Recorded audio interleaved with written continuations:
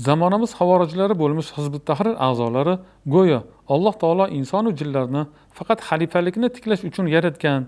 20-asrning 80-yillariga kelib, Hizbut Tahrir tashkiloti o'zlarining oldiga qo'ygan maqsadlariga yeta olmayotganlari sababli, aniqrog'i, hizb a'zolaridan bir guruhi shialar rahnamosi Humayniy oldiga borib, unga bay'at qilishni, uni ba'zi bir shartlarni qabul qilsa, musulmonlar xalifasi deb e'lon qilishni va'da berishadi.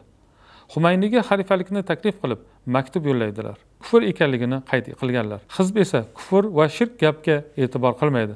Uning butun fikri zikri har qanday yo'l bilan bo'lsa-da, davlat tuzumlarini ag'darib, o'zlarining hayoliy davlatlarini tuzishdir. Ahli sunnat va jamoatdan tashqaridaligi aniq bo'lgan, sahobalarni so'kishlar bilan tanilgan shialarning rahnamosini Hizbut Tahrir a'zolari o'zlarining xalifasi qilib olishga qasd qilgan edilar.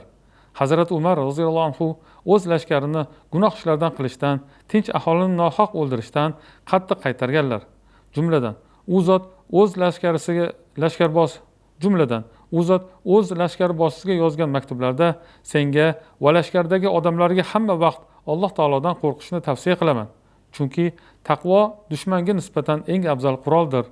Senga va sen bilan birga bo'lganlarga buyuraman, ko'p gunoh qilishdan saqlaning. Zotan askarning gunohi dushmandan ko'ra qo'rqinchliroqdir degan edilar.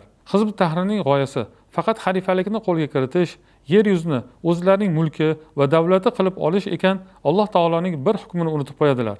Alloh taolo yerni o'zi istagan odamga mulk qilib beradi. Oqibat esa taqvodorlarnikidir. Alloh taolo shunday deydi: Yer Allohnikidir. Uni o'zi xohlagan bandalarga meros qilib berur. Oqibat esa taqvodorlarga oiddir. A'rof surasi 128-oyat. Hizb esa xalifalikni tiklash yo'lida Allohning bu hukmidan ham, shariat aqidalarida ham ko'z yumadi.